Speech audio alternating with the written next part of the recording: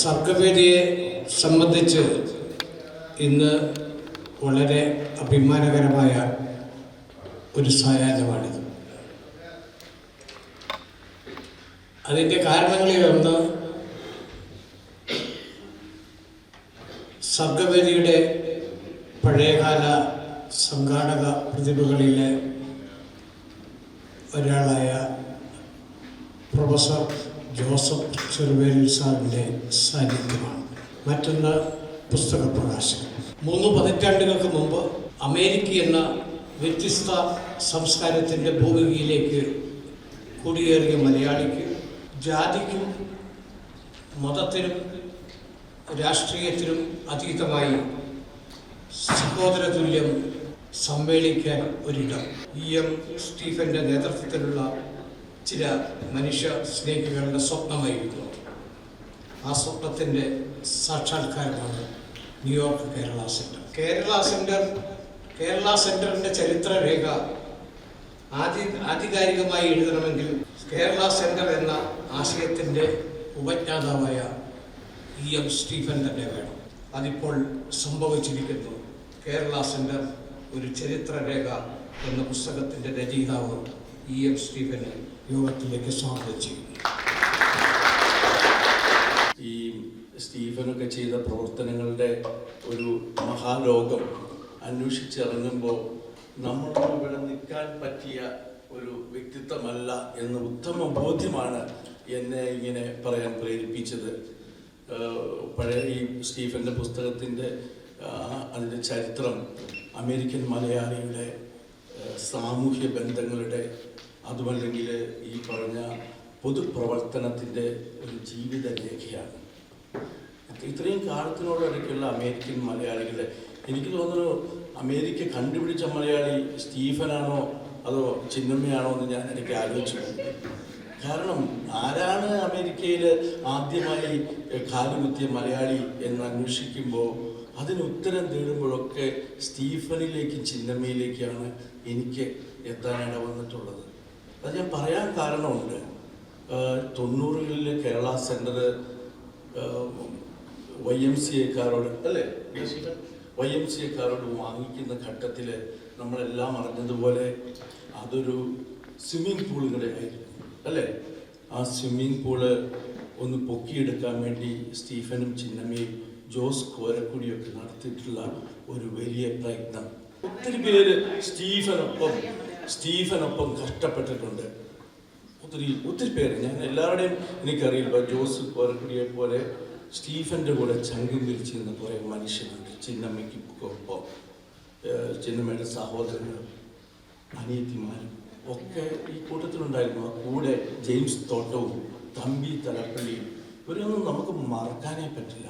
ഓരോ പ്രതിസന്ധി ഘട്ടത്തിലും ഇപ്പം ഞാൻ സ്റ്റീഫനോട് ചോദിച്ചു, സ്റ്റീഫ ഈ പുസ്തക പ്രകാശനം നടത്തുന്നതിന് മുമ്പാട് ഞാൻ സംസാരിക്കണം. അപ്പം സ്റ്റീഫനോട് പറഞ്ഞു, അധികം സംസാരിക്കേണ്ട, നീ എഴുതിയതൊന്ന് വായിച്ചാൽ മതി എന്ന് പറഞ്ഞു.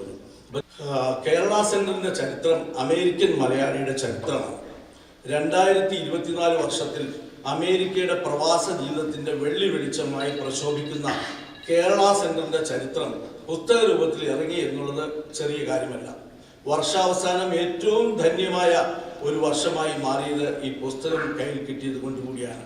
ന്യൂയോർക്കിലെ കേരള സെൻറ്റർ രൂപീകരണത്തിൽ അനുഭവിച്ച കാര്യങ്ങൾ ഒരു പോരാട്ടത്തിൻ്റെ അതിജീവനത്തിൻ്റെ അനുഭവ കഥയാണ്. നടന്ന വഴികൾ ദുരിതപൂർണമായ ഭൂതകാലത്തിൻ്റെ ആകുമ്പോൾ പ്രസ്ഥാനമാക്കി വളർത്താൻ പോരാടിയവർക്ക് അത്ര നിസ്സാരമല്ല യാത്ര. ജോൺ എഫ് കെന്നഡി പറഞ്ഞ പോലെ നിങ്ങളുടെ നാട് നിങ്ങൾക്ക് വേണ്ടി എന്ത് ചെയ്തു എന്ന ചോദ്യം അപ്രസക്തമാണ്.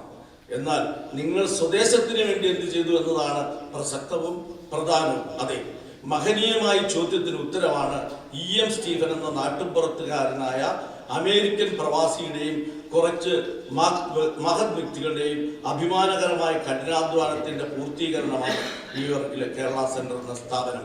അതിൻ്റെ ചരിത്രമാണ് ഈ പുസ്തകത്തിൽ തീർച്ചയായും പൊക്കാനയും ഹോമയും വേൾഡ് മലയാളിയും അവയിലെ പ്രവർത്തകരും നേതാക്കളും ഒക്കെ വായിച്ചിരിക്കേണ്ട ഒരു പുസ്തകം. പ്രവാസി മലയാളി കവി ജോസ് ചേരുവരുടെ ഉണ്ട്. അദ്ദേഹത്തിന്റെ ഭാഷയിൽ പറഞ്ഞാൽ ഇനി അമേരിക്കൻ സ്ഥാപനങ്ങളുടെ അടുക്കളപ്പുറത്ത് ഒച്ചാനിച്ച് നിൽക്കേണ്ട ഗതികേട് നമുക്കുണ്ടാവില്ല.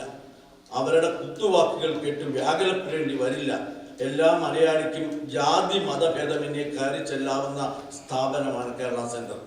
മറ്റൊരു കവി പീറ്റർ നീണ്ടൂർ സെന്റർ പുരാണം എന്ന പേരിൽ വില്ലടിക്കാൻ പാട്ട് ഉണ്ടാക്കി ചൊല്ലി.